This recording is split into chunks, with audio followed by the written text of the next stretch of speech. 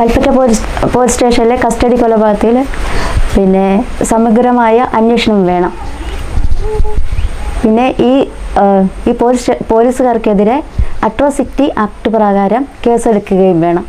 കാരണം വെറും 17 വയസ്സ് മാത്രം പ്രായമുള്ള ഒരു കുട്ടിയാണ് അവർ പിന്നെ നിയമവിരുദ്ധമായിട്ട് പിടിച്ചുകൊണ്ടുവന്ന് അവനെ മാനസികമായിട്ടും എങ്ങനെയൊക്കെയാണെന്നറിയില്ല, നമുക്ക് ഭയങ്കര ഭീകരമായിട്ട് അവനെ പീഡിപ്പിച്ചത് കൊണ്ടാണ് അങ്ങനെ ഒരു കൊലപാതകം തന്നെ നടന്നത്. ആദിവാസികളുടെ ഇടയിൽ പിന്നെ ഋതുമതിയായി കഴിഞ്ഞാലും അതേ ഏജുള്ള ആൺകുട്ടികൾക്ക് വിവാഹം കഴിക്കാനുള്ള പെർമിഷനുണ്ട്. അവർക്ക് അങ്ങനെ വിവാഹം കഴിക്കാം, നമ്മുടെ ആചാരം അങ്ങനെയാണ്. പക്ഷേ ഇപ്പം അതുകൊണ്ടുണ്ടാവുന്ന വിവാഹം കൊണ്ടുണ്ടാവുന്ന മാനസികവും ശാരീരികവുമുള്ള പ്രശ്നങ്ങളെക്കുറിച്ച് ഈ കുട്ടികൾക്ക് അറിയത്തില്ല.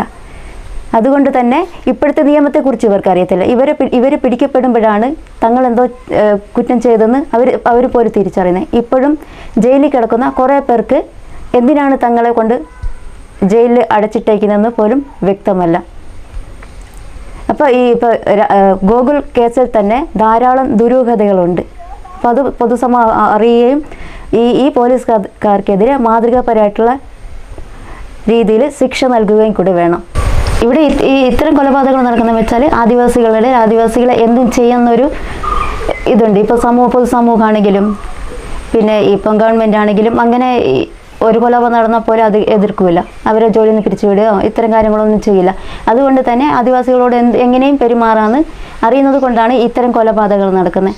ഇപ്പോൾ ജയിലിൽ കഴിയുന്ന കുറേ പേർക്ക് പോലും അറിയത്തില്ല അവരെന്തിനാണ് ജയിലിൽ അടച്ചിരിക്കുന്നതെന്ന്.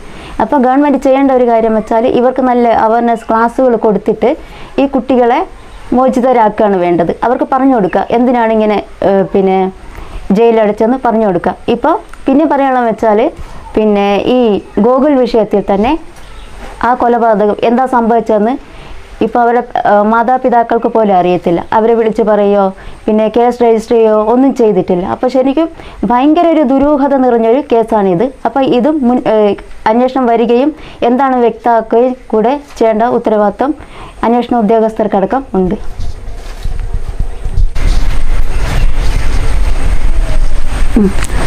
വെറും 17 വയസ്സുള്ള ഒരു കുട്ടിയെ പിടിച്ചിട്ട്